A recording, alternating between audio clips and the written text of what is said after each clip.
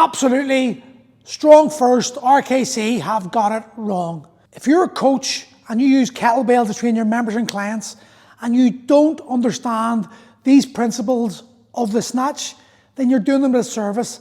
Likewise, if you're a serious kettlebell head and you're snatching that hardstyle and you're trying to get those 100 reps like the snatch test and your hands are getting torn up, then this video is for you. So as you can see here, Dave is having a problem getting his hand inserted to keep the bell stable, and this can cause a lot of issues when doing the kettlebell snatch, because the more unstable that bell is above your head, the more your shoulder has to fixate to keep it stable.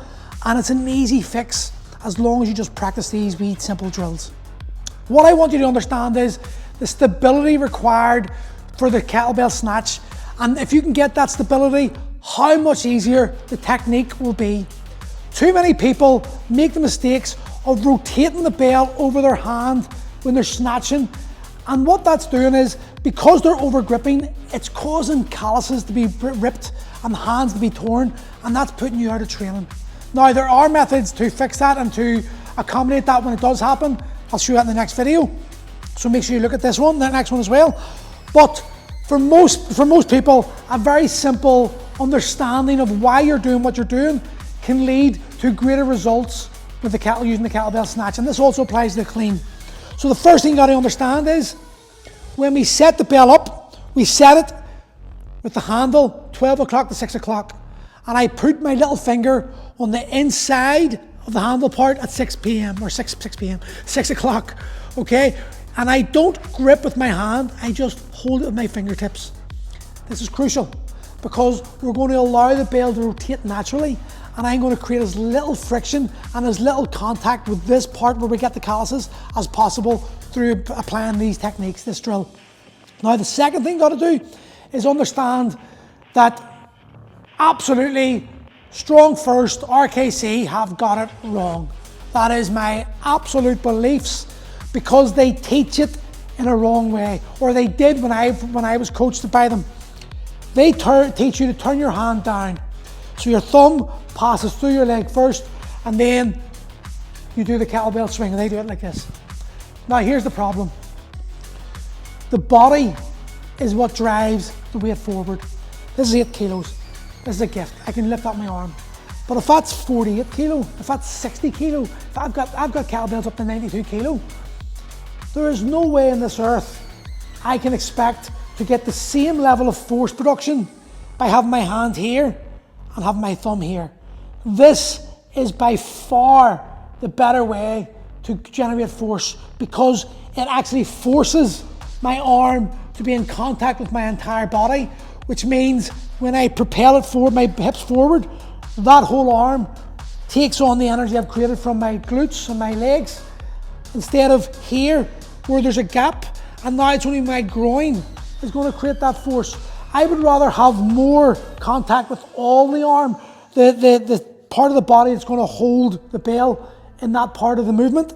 I would rather create more force through my body to allow that to come up like so. So that's the first point that I want to make, that my opinion, RKC is not teaching people the technique correctly for fear of this mythical arm bar that happens if you do it this way. Never in the history of kettlebells have I ever encountered or heard a story of anyone who has ever armbarred themselves doing this technique. It's just a myth that they use to sell, in my opinion. Right, point 2. You've got to move your hand faster than the rate of the bell is moving, falling or up, going up or falling down. And what I mean by that is, when I get it to here, I don't just let the bell take over the arc. I purposely move my hand through, and I do it like that to get my forearm as far through as possible, because we want to have that 3-pointed contact here, here, and here, and we want to have our forearm nice and loose. If my hand's like this, it tightens my forearms. If it's like this, my forearms get loose. That means I'm not going to tire it as much. That means more repetitions. That means better options for moving kettlebells, because I can do more reps with heavier load and still not have that fatigue I would if I'm doing the technique wrong. So that's the second part. Third point I want you to know is, this is technique. This is a skill set. This is practice. Do not be trying to change your technique using the weight you use for a workout. It's not going to happen. You have to allow yourself permission, and your nervous system, you got to give your nervous system as much ability to understand, to do what you're asking of it before you apply it in that like workout sort of mentality. So I'm going to use an 8 kilo kettlebell because I can slow it right down, I can pause, I can hold, and you can see it in a better way. First things first, this is how you want to have the bell when you've got it above your head or in the rack.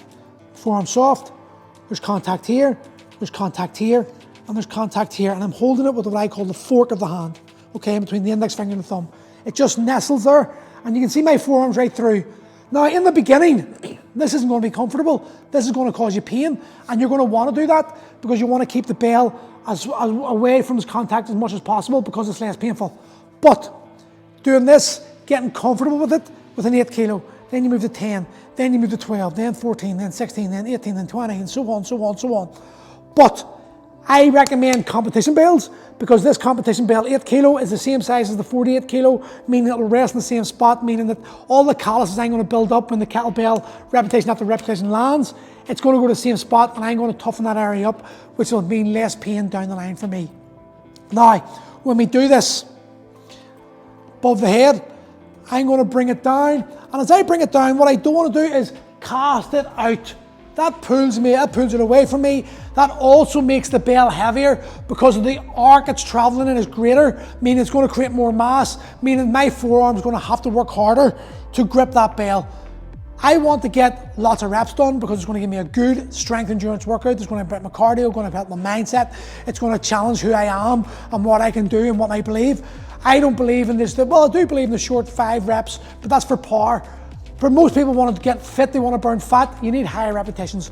So for that, we want to make sure the technique's right. So when we do that, I'm going to lean back and I'm going to create a space where the bell can drop into. That's taming the arc. So instead of me casting the bell out, I'm going to move myself back. That pulls my shoulder back, but the bell remains here basically. It's my body's moved out of the way. As I get to here, I'm going to move the rate of my hand, speed of my hand faster than the rate the bell's falling. So there. See where my hand is now down to this point? And then when I get to this part here, I punch it through, bring it up, here.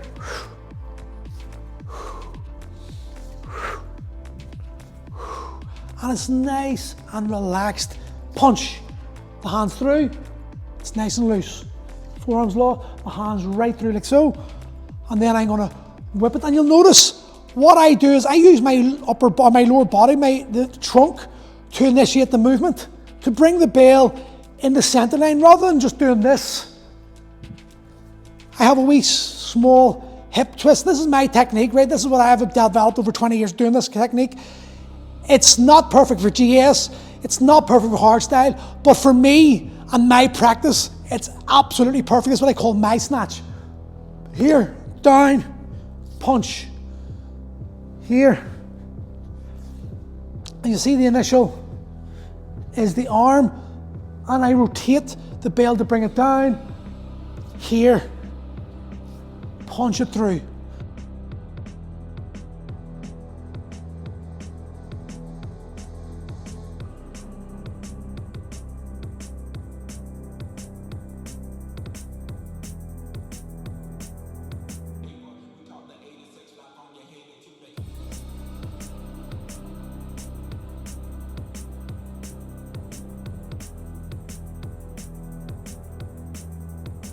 If you can get this technique moving through that like that, you're going to find your strength is going to increase, your ability to train without injury is going to increase, your confidence with moving bells is going to increase, and when all that comes together, the results you're after become the byproduct.